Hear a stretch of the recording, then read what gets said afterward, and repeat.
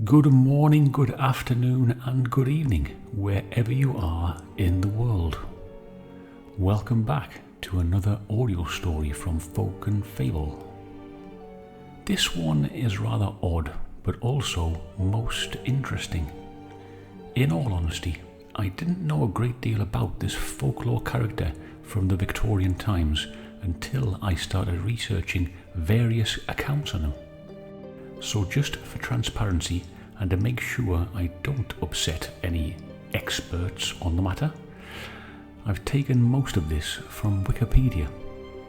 Whilst you listen to this story, I'd like you to think and ask yourself these questions. Was this character a real person or persons? Was he an actual demon or ghost? Or was he something invented by the London press back in Victorian times? The character in question is Springheeledjack, and hopefully by the time we get to the end of this, we can make up our own minds. So let me know in the comments, please. Ladies and gentlemen, grab a drink and let's indulge ourselves with the legend of Springheeledjack. Springheeledjack is an entity in English folklore of the Victorian era. The first claimed sighting of Springheeledjack was in 1837. Later sightings were reported all over the United Kingdom and were especially prevalent in suburban London, the Midlands and Scotland. There are many theories about the nature and identity of Springheeledjack. This urban legend was very popular in its time due to the tales of his bizarre appearance and the ability to make extraordinary leaps, to the point that he became the topic of several works of fiction. Springheeledjack was described by people who claimed to have seen him as having a terrifying and frightful appearance, clawed hands and eyes that resembled red balls of fire. One report claimed that beneath the black cloak he wore a helmet and tight-fitting white garment like an oilskin. Many stories also mentioned a devil-like aspect. Others said he was tall and thin, with the appearance of a gentleman. Several reports mentioned that he could breathe out blue and white flames, and that he wore sharp metallic claws at his fingertips, and at least 2 people claimed that he was able to speak comprehensible English. In the early 19th century, there were reports of ghosts that stalked the streets of London. These human-like figures were described as pale. It was believed that they stalked and preyed on lone pedestrians. The stories told of these figures formed a part of a distinct ghost tradition in London, which some writers have argued formed the foundation of the later legend of Springheeledjack. The most important of these entries was the Hammersmith ghost, which in 1803 and 1804 was reported in Hammersmith on the western fringes of London. It would later reappear in 1824. Another apparition, the Southampton ghost, was also reported as assaulting individuals in the night. This particular spirit bore many of the characteristics of Springheeledjack and was reported as jumping over houses and being over 10 feet tall. The first alleged sightings of Springheeledjack were made in London in 1837. It was October, and a girl by the name of Mary Stevens was walking to Lavender Hill after visiting her parents. She worked there as a servant. On her way through Clapham Common, a strange figure leapt at her from a dark alley. After immobilizing her with a tight grip, he began to kiss her face while ripping her clothes and touching her flesh with his claws, which were, according to her disposition, cold and clammy as those of a corpse. In a panic, the girl screamed, making the attacker quickly flee from the scene. The commotion brought several residents who immediately launched a search for the aggressor, but he could not be found. The next day, a leaping character is said to have chosen a very different victim near Mary Stevens' home, inaugurating a method that would appear in later reports. He jumped in the way of a passing carriage, causing the coachman to lose control, crash, and severely injure himself. Several witnesses claimed that he escaped by jumping over a 9-foot-high wall while cackling with a high-pitched, ringing laughter. Gradually, the news of the strange character spread, and soon the press and the public gave him the name Spring-heeled Jack. A few months later, after the first sightings on the 9th of January 1838, the Lord Mayor of London, Sir John Cowan, revealed at a public session held in the Mansion House an anonymous complaint that he had received several days earlier, which he had withheld in the hope of obtaining further information. The correspondent who signed the letter, a resident of Peckham, wrote, "It appears that some individuals have laid a wager with a mischievous and foolhardy companion, that he does not take upon himself the task of visiting many of the villages near London in 3 different disguises, a ghost, a bear, and a devil, and moreover that he will not enter a gentleman's garden for the purpose of alarming the inmates of the house. The wager has, however, been accepted, and the unmanly villain has succeeded in depriving 7 ladies of their senses, 2 of whom who are not likely to recover, but to become a burden to their families. At one house the man rang the bell, and on that servant coming to the open door, this worse than brute stood in no less dreadful figure than a spectre clad most perfectly. The consequence was that the poor girl immediately swooned, and has never from that moment on been in her senses. The affair has now been going on for some time, and strange to say, the papers are still silent on the subject. The writer has the reason to believe that they have the whole history at their finger ends, but, through interested motives, are reduced to remain silent. Though the Lord Mayor seemed fairly sceptical, a member of the audience confirmed that the servant girls about Kensington, Hammersmith and Ealing tell dreadful stories of this ghost or devil. The matter was reported in the Times on the 9th of January, other national papers on the 10th of January, and on the day after that, the Lord Mayor showed a crowded gathering a pile of letters from various places in and around London complaining of similar wicked pranks. The quantity of letters that poured into the Mansion House suggests that the stories were widespread in suburban London. One writer said several young women in Hammersmith had been frightened into dangerous fits, and some severely wounded by a sort of claws the miscreant wore on his hands. Another correspondent claimed that in Stockwell, Brixton, Camberwell and Vauxhall several people had died of fright and others had had fits. Meanwhile, another reported that the trickster had been repeatedly seen in Lewisham and Blackheath.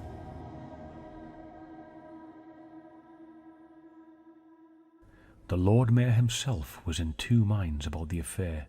He thought the greatest exaggerations had been made, and that it was quite impossible that the ghost performs the feats of a devil upon earth.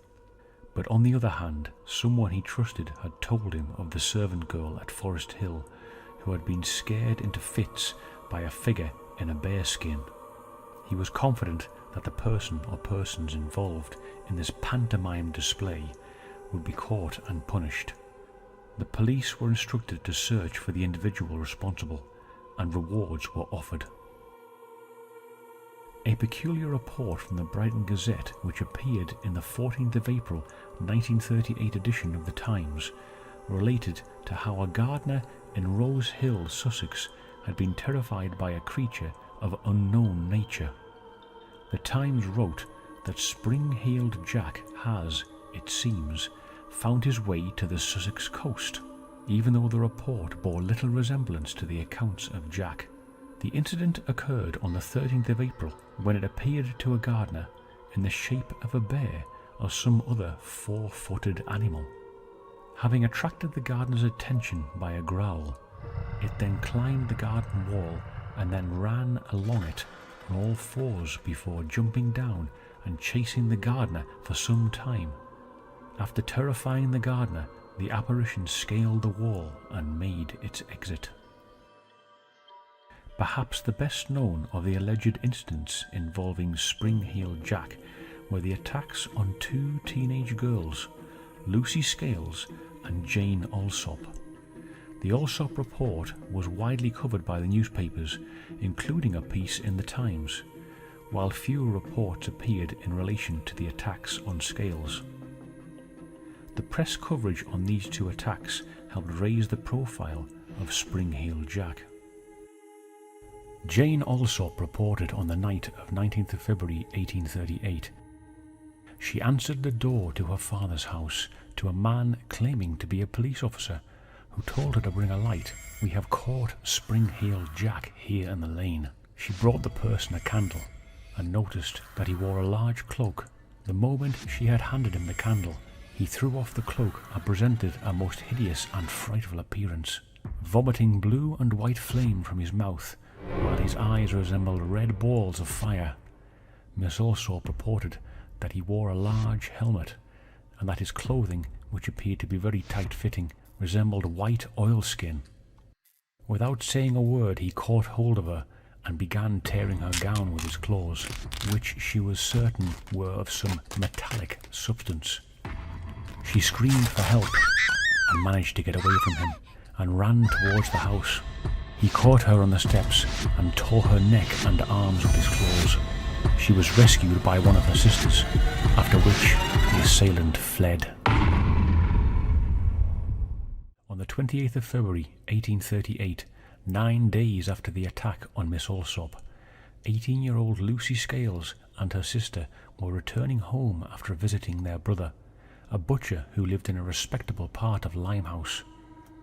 Miss Scales stated in her deposition to the police that as she and her sister were passing along Green Dragon Alley, they observed a person standing in an angle of the passage.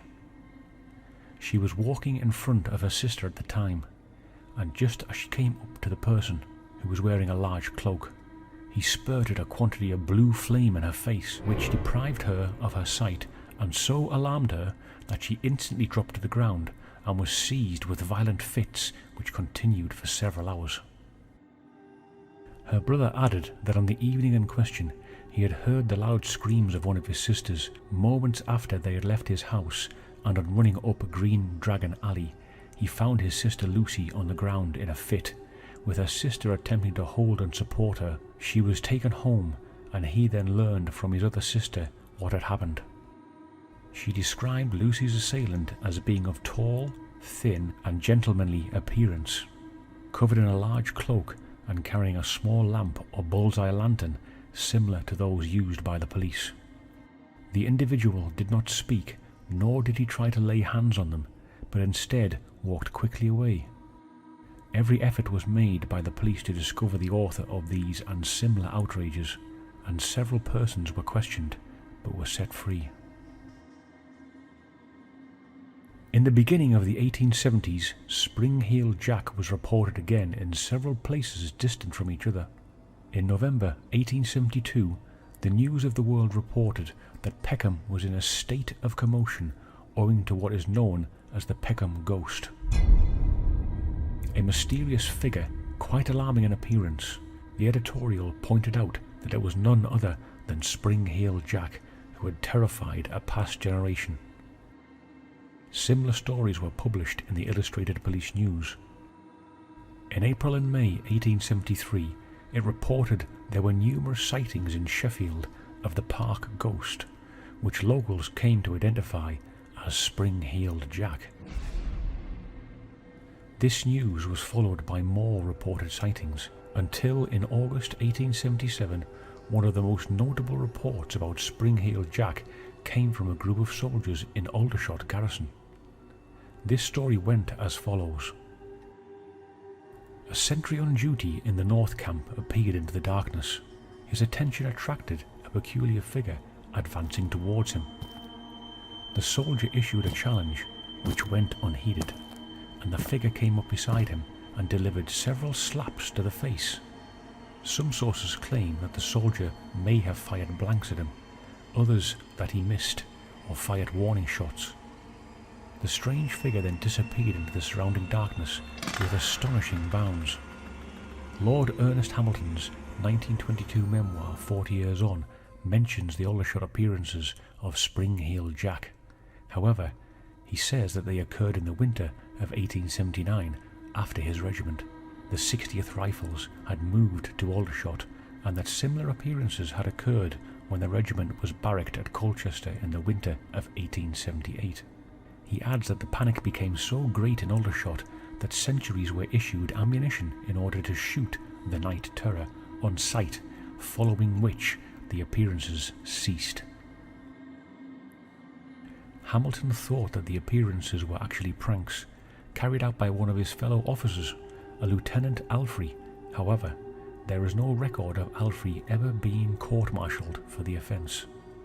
No one was ever caught and identified as Springheeledjack.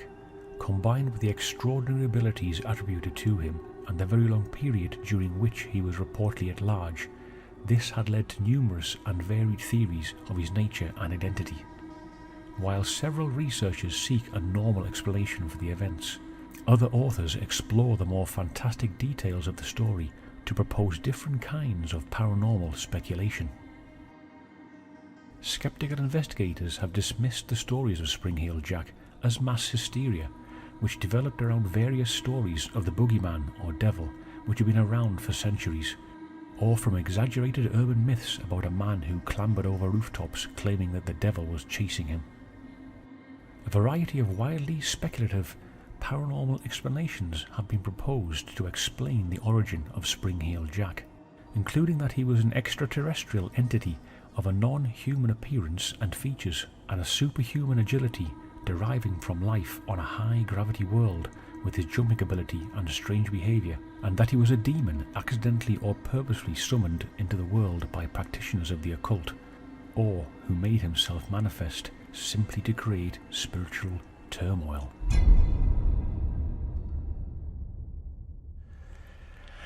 So folks, what do you think of that? Let me know your ideas or theories on Springheeledjack in the comments below.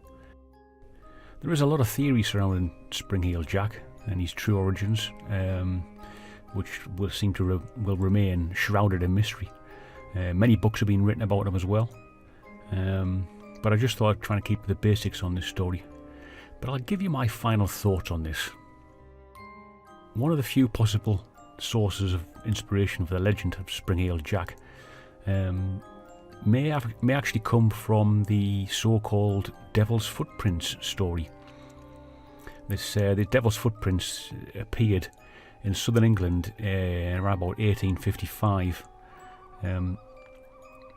According to reports, a series of hoof-like tracks appeared in the snow overnight, stretching for miles across the countryside. Although many explanations were proposed at the time, including the idea that they may have been made by an escaped kangaroo from a nearby zoo. The mystery of the Devil's Footprints was never ever solved. Some have suggested that this strange and unsettling event may have actually helped to inspire the legend of Springheeledjack. Definitely another possible influence on the legend may have been the emerging field of science fiction, which was beginning to gain popularity in the mid-1800s. Many of the themes and motifs associated with Springheeledjack, including his strange appearance, supernatural abilities and mysterious origins, are quite common in science fiction and fantasy literature of the time. Some have even suggested that the legend of Springheeledjack may have been a kind of early science fiction, like a product of the Victorian fascination of the unknown and unexplainable. Was he the demon or the entity that people and the press probably wanted him to be? Or was he just a person? Personally, I am leaning towards the sceptical investigators and the Lord Mayor of London on this one. I think many people were responsible for this. In the beginning, maybe just one or two of them, but then the press gets hold of the story and the public starts to get spooked. Hysteria starts. A few more people from around the different parts of London probably start to copycat, and so Springheeledjack spreads. The reports of blue and white flames coming from his mouth almost seems fantasy-like, with one or two ladies having fits. The truth is, we don't really know what those ladies may have been doing before the alleged attack. Were they of ill health? Were drugs and alcohol part and parcel of this as well? You just never know. Jack could have actually been some kind of a circus fire breather to shock people when they get close. Also, his ability to leap high walls is an odd one. Was this person a very fast climber? But again, I kind of find myself going towards a circus performer. Whoever it was, surely would have scoped out the area or knew it very well in the first place to get quick getaways. Again, I'm wondering if some of this was, again, mass hysteria, almost like a fisherman's tale type scenario, because of the speed that Jack fled the scene. A few other things to consider here as well. All, or at least most, of the attacks happened at night time. London and other cities of the time were not brightly lit like they are today. The dimly lit streets with lots of dark alleys and corners. Something else to also bear in mind here was that the Metropolitan Police Force were only founded 8 years previous to this, in 1829, and weren't around really in numbers or even well organised like they are today, so it would have been very difficult for them to catch anyone. And they didn't actually catch Jack the Ripper in 1888. I hope you all enjoyed this odd and interesting tale from old London about the legend of Springheeledjack. But until the next time, sleep tight.